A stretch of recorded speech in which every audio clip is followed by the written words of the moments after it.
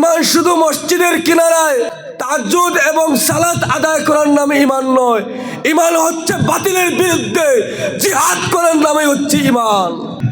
আপনারা সবাই দেখেছেন 25 তারিখ সিলেট আলিয়া ময়দানে ইসলামিক অনুষ্ঠান ছিল, ওয়াজ মাহফিল ছিল, গান বাজনার জন্য সেই জায়গার মধ্যে মাহফিলের মাইকটুকু বন্ধ করে দেওয়া হয়েছে। আবার শুকরিয়া আদায় করি আল্লাহ রব্বুল আলামিন 18,000 মখলুকের মধ্যে শ্রেষ্ঠ মখলুক, শ্রেষ্ঠ জাতি, শ্রেষ্ঠ মানুষ হিসেবে আমাদেরকে প্রেরণ করেছেন, তার জন্য আমরা আবার শুকরিয়া আদায় করি সবাই বলে আলহামদুলিল্লাহ। প্রিয় হাজিরিন, ইসলামিক কিছু আলোচনা বা কুরআনুল কারীমের তেলাওয়াত, নবীর শান মান, আউলিয়া কেরামের শান মান কোনো মানুষ যদি গায় তাহলে সেই জায়গার মধ্যে আল্লাহ রব্বুল আলামিন বরকত দেন। সবাই বলি সুবহানাল্লাহ। আল্লাহ রব্বুল আলামিন মুসলমানকে শ্রেষ্ঠত্ব দিয়ে শ্রেষ্ঠ হিসাবে জমিনে প্রেরণ করেছেন।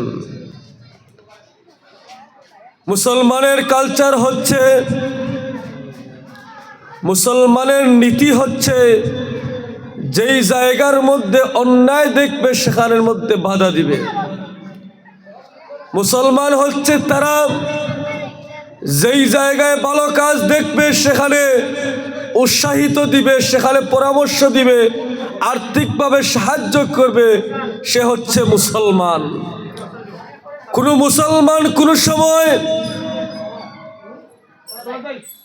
সময় সে খারাপ কাজের মধ্যে যাইবে না যতক্ষণ পর্যন্ত তার ঈমান আছে। কোনো মুসলমান কোনো সময় গান বাজনার মধ্যে জড়িত হবে না যতক্ষণ পর্যন্ত তার শরীরে ঈমান রয়েছে, সে ঈমানদার আছে, ততক্ষণ পর্যন্ত সে গান বাজনার সাথে জড়িত হবে না। কোনো মুসলমান যদি তার শরীরে সরিষা পরিমাণ ঈমান থাকে তাহলে সে কোনো সময় ইসলামিক আয়োজন বা ইসলামিক কোনো অনুষ্ঠানে সে বাধা দিবে না যদি তার কাছে ঈমান থাকে। প্রিয় হাজিরিন, এই বাংলার জমিনে হলিতে গলিতে বিভিন্ন জায়গায় আল্লাহর ওলিরা শুয়ে রয়েছেন। সিলেট আল্লাহর ওলির দেশে, ঠিক কিনা?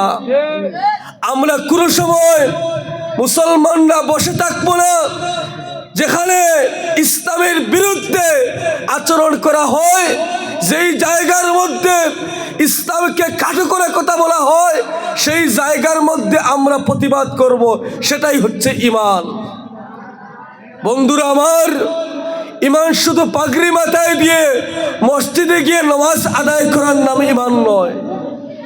বন্ধুরা আমার, আজকে যে আমাদের এলাকায় একটা ইসলামিক গজল সন্ধ্যার আয়োজন করা হয়েছে, এই জায়গার মধ্যে দ্বীনের আলোচনা হচ্ছে, কুরআনুল কারীমের আলোচনা হচ্ছে, সেখানে আমাদের কি উপকার হবে সেটা আমরা অনেকে জানি না। এই জায়গার মধ্যে যেই সময় কুরআনুল কারীম তেলাওয়াত হবে, পার্শ্ববর্তী কবরস্থান রয়েছে, মুর্দেগান আছে, এই জায়গার মধ্যে শায়িত।